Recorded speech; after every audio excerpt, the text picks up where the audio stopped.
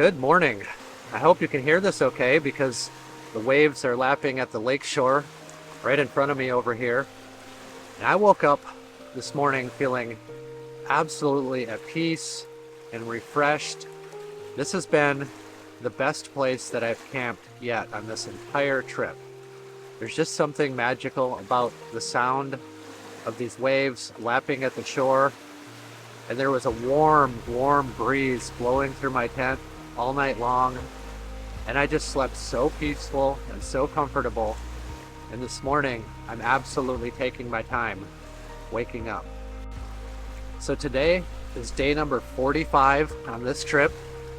It's day number 45 that I've been motorcycling every day, camping, exploring the back roads of North America. You've seen the journey up until this point. You've seen the beauty of the natural world around me. You've seen some of the struggles that I've encountered motorcycling. And hopefully you've seen a lot of the joy of motorcycling as well. So I have about a week left. I have about a week left to cross the border back into the United States. And then from there, I'll begin working my way south back home. It's about 2,000 miles or so that I have to go yet. So at least a couple hundred miles, 250 miles a day, exploring the back roads and making my way back down to Arizona. Okay, it's 9 o'clock in the morning. I'm leaving my campsite on the lake here. What a great night it's been and a great morning. Just so relaxing here. The best camping experience I've had on this whole trip. And it's in a campground. Not usually what I consider my favorite scene to camp and make videos, but it worked out perfectly. Now it's time to head down the lake. I'm going to pass through Kelowna and look for some breakfast because I am starving.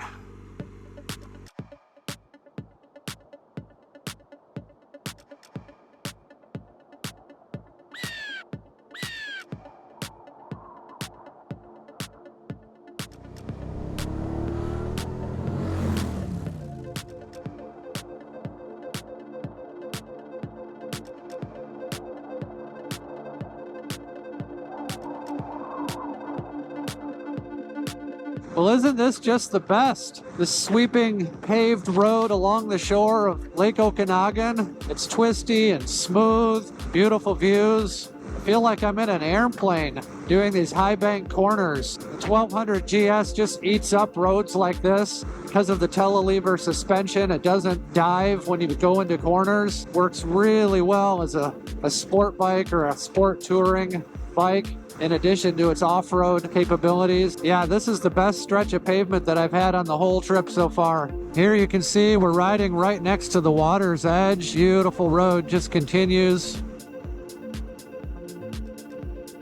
Now this road along the lakeshore has turned into a real superhighway, an autobahn. I'm going about 70 miles an hour, smooth asphalt, big wide sweeping corners, a divided highway with the lake off to my left, down to the US border. I'm near the end of the lake now, about to go over a small bridge, Okanagan Falls Bridge.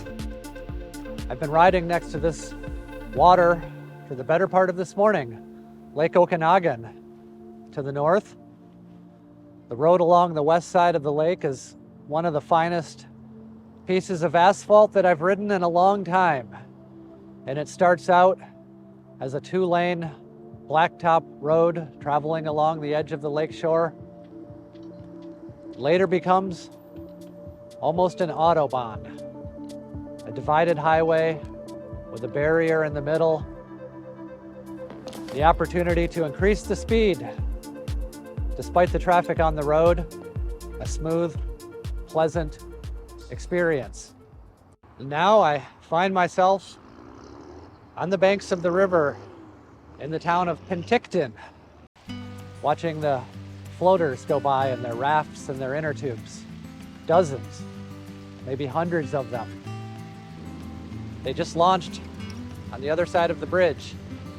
I don't know how long their journey is, perhaps not as long as mine, but it looks to be equally fun.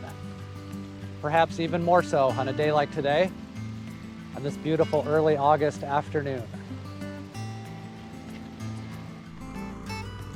And suddenly I find myself traveling on a much smaller back road, as if guided by impulse. Perhaps it was the lure of the waterfalls that drew me down this path, but it seems like a good one. Roads next to rivers. One of my favorite kinds of roads, usually because they're twisting and winding, like the river itself. The pavement ebbs and flows in concourse with the water, and fleeting glimpses of the surface of the water appear between the trees, and occasionally larger vistas and views. This is another one of the beautiful back roads of British Columbia. Just another random back road on this journey, one of hundreds. In a situation like this, my Garmin Zumo XT reroutes and tells me a new direction to go. I like this GPS a lot, much better than the BMW Navigator 6 that I was previously using. All 5 units which failed to function properly.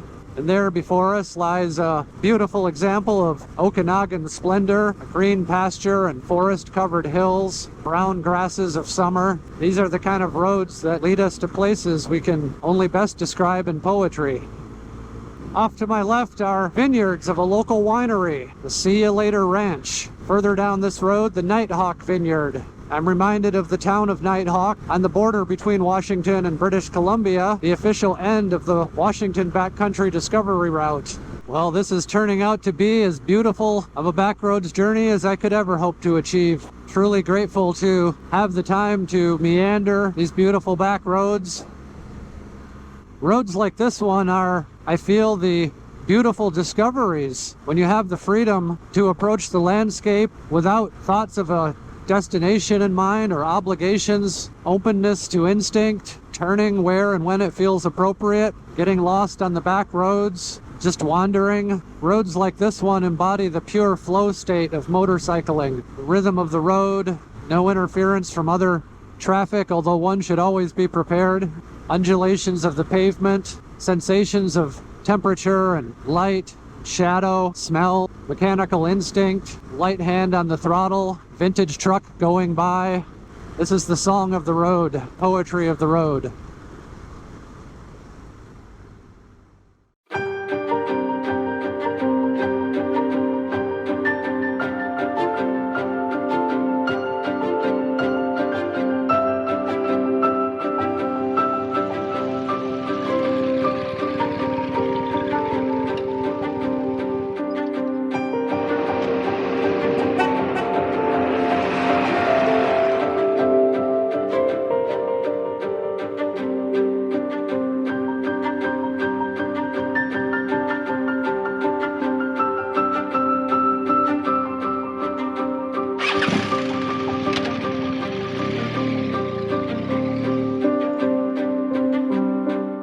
Passing through Oliver now, the self-proclaimed wine capital of Canada. The climate here is ideal for growing the grapes that produce one of my favorite beverages.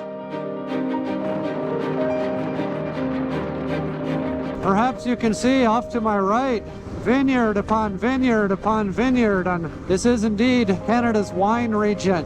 I've seen the marquees of over a dozen vineyards, and I continue to see wineries and fruit stands everywhere. This is beautiful country. It's such a pleasant day, and I'm continuing to take back roads and looking for smaller roads, and this is a situation where the big 1200 GS really excels climbing up these steep grades, especially when there's vehicles in front that you need to pass. I just climbed up this big hill and pulled into this roadside overlook to take in this view of Lake Osoyoos. This is Canada's warmest lake, and this is an area surrounded by desert and mountains and vineyards and roadside fruit stands. I've had a great morning riding through this country and exploring the back roads, and now I'm going to get on Highway 3 heading east towards the town of Rock Creek. Well, it's 4 o'clock in the afternoon, and I've had a great day of riding these back roads of southern British Columbia near the Washington border. I just don't want to leave this region, so I'm kind of staying on the north side of the border up here in Canada because it's just so beautiful and pleasant. It's a beautiful day. Most of the roads I've been on today have been just perfect paved asphalt roads, though I did take some backcountry dirt roads and had a good time doing that. I came out in the small town of... Where am I? Where the heck even am I? Right now I'm in a little town called Greenwood. Has a charming little old historic downtown. Kind of feels like anyways, I'm gonna grab a bite to eat at this cafe that's open right now, and then carry on down these roads. I think there's a back road that I'm gonna take from here that should lead me down to a border crossing back into the United States.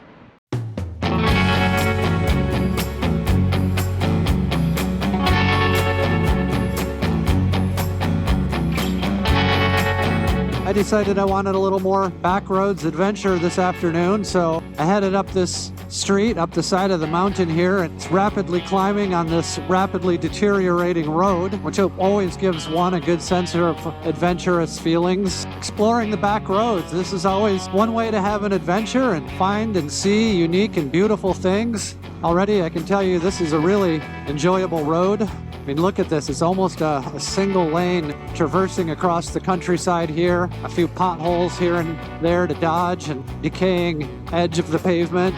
That's okay. This isn't a sport bike. This is a bike built for adventure. Isn't that right?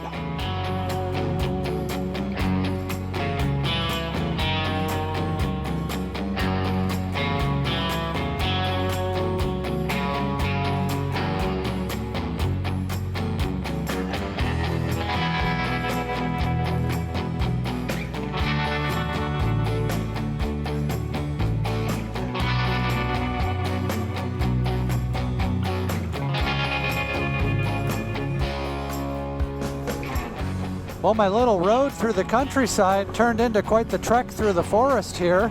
It's like I'm back in the backcountry once again, just trying to make my way to the road that leads to the border crossing. This road is becoming increasingly rocky and narrow. Hopefully this border crossing is big enough that it will be open when I get there. Sometimes you get to these little out-of-the-way border crossings and they have very specific hours, and they might close at 6 p.m. or midnight, not open until 6 a.m. in the morning. And I really don't know how large or how small this particular border crossing is going to be.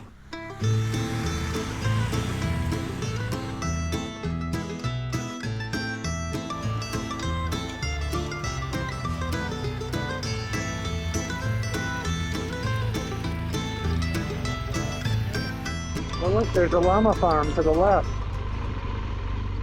Oh, how cute. Oh, hi. Hi. How are you guys? I'm standing on the side of the road. On the side of the last road, perhaps, that I'll be riding in Canada on this journey. This good journey through the land of our neighbors to the north. A journey that, for me, began on board a ferry, sailing into Victoria Harbor. And then from there, traveling to the northwest to Port Renfrew and the beautiful little village of Bamfield that can only be reached by a water taxi. I crossed the interior of the island several times on logging roads, made it as far north as the town of Holberg, where I drank a pint in British Columbia's most remote pub. I went to Port Alice and took time to visit the beautiful small harbor there, and then had the most spectacular journey out to Side Bay on the Pacific Ocean. And the journey didn't end there. At the northern tip of Vancouver Island, I boarded a ferry in Port Hardy and took a spectacular journey up the inlet to Bella Coola, a remote Native American historic fishing village in a spectacular setting with dramatic cliffs coming down to the sea. I rode out of Bella Coola on the only road that goes in and out of that town, a 200-mile journey to Williams Lake that climbs up a spectacular hill before arriving atop the Chilcotin Caribou Plateau. And from there I headed south into the area where I am now, the Okanagan, a beautiful wine region, golden grasses, fruit stands on the side of the road. Summertime is in full effect. It's August. And now, with an afternoon of riding on the back roads in the Okanagan and exploring my last forest roads in British Columbia, I stand at the threshold of crossing back into the United States. But this journey isn't over yet. I still have over 2,000 miles to go to get back to my home in Arizona. It's my pleasure, and it's been a pleasure to be traveling in Canada. The people of Canada have been warm and friendly beyond my own belief. And that is a fact that has provided me with so much comfort on the road. Despite the inconveniences and the trials and tribulations that I've had along the way, none of which really involve anything to do with motorcycling, but rather my own ability to tell these stories and figure out the methods to the madness of my filmmaking. Okay, let's go across the border. I hope you've enjoyed this leg of the journey as much as I have, and I hope you come along with me as I cross the border back into the United States and make my way home to Arizona.